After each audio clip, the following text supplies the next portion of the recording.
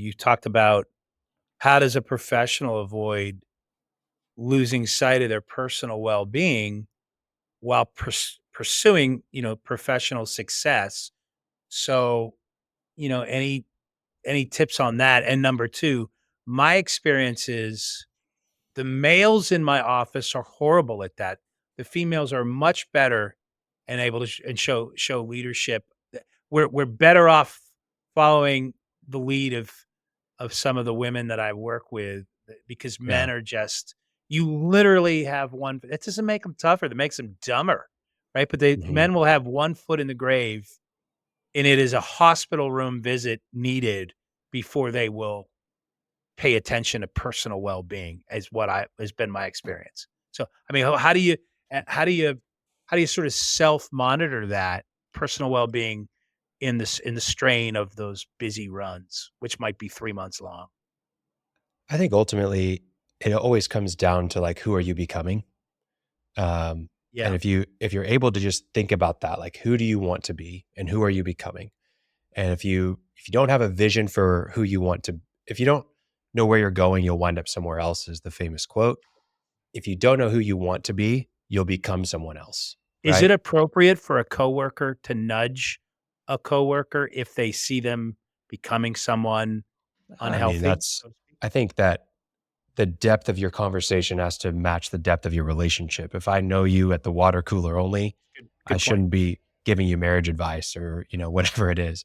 But if I've been working alongside you for 20 years and we've been on the road together and we've seen Yeah. things, we've traveled, we've done all this stuff, I can probably nudge you, right? So, but I think that at the same time, you don't have to the nudges can be gentle. They can be invitations, right?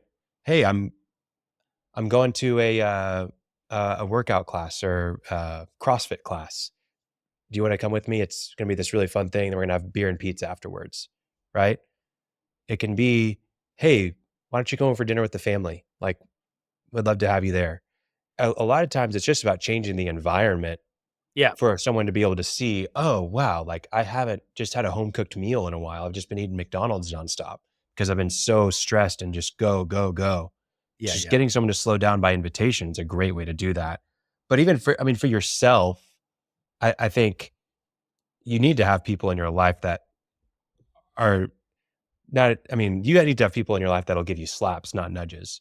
Because it really is it takes a village to get there where you can't do anything on our own. So surround yourself with people that care about you enough to tell you when, you know, you got food in your teeth, but also when hey, you haven't taken care of yourself, buddy. So that's my opinion. No, you're right, and it's funny. There was, um, Dan and a couple of employees, and I used to I remember we would make time on Wednesdays for tennis after work just to go Yeah. run and sweat and get Yeah, a pitcher and some wings afterwards. It was that's exactly. how that's how we chose to do that with each other. There's I liked what you had, if you're very rarely is the world end, if you don't do what you think you have to do before you leave at the end of the day. So, Yeah. I got in a habit a few years ago, and I've stuck with it is I don't bring my laptop home with me from work. I have an iPad, I have my phone, and those come home with me. I have the ability to check emails, but there's certain things I cannot do if I don't have my laptop. For example, I don't have my QuickBooks and my financial links on those mobile devices. So I'm not doing anything financial, right, Yeah. with that. I can monitor email. I don't even usually respond to emails. I'll I may I may intake it and give it some thought, right? But I'm not so I really try to be present when I go home. As a result, I don't feel the need. I got a lot of people that are in early in both my offices. So I might show up at 8:30 or 9. My work may start, at 6 a.m., but I don't feel the need to rush in. I'm also the last one out of the office because I'll stay a little bit later on that time. But anyway, I think you find your routine, right? And man, hopefully I'm saying this to the managers and the bosses and the owners out there, you know, if the days of set office hours and everybody abides by them and nobody's allowed to be late. I hope those days are over.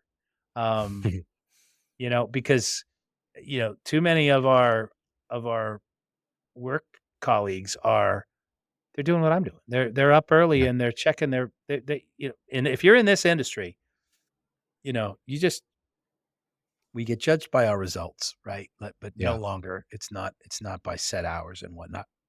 And I think somehow acknowledging that and letting people know that's okay yeah. can Well, reduce stress. So absolutely, and I think another important thing to acknowledge is that there's seasons, right? Just like there's seasonality to the year, yes, there's also seasons of life.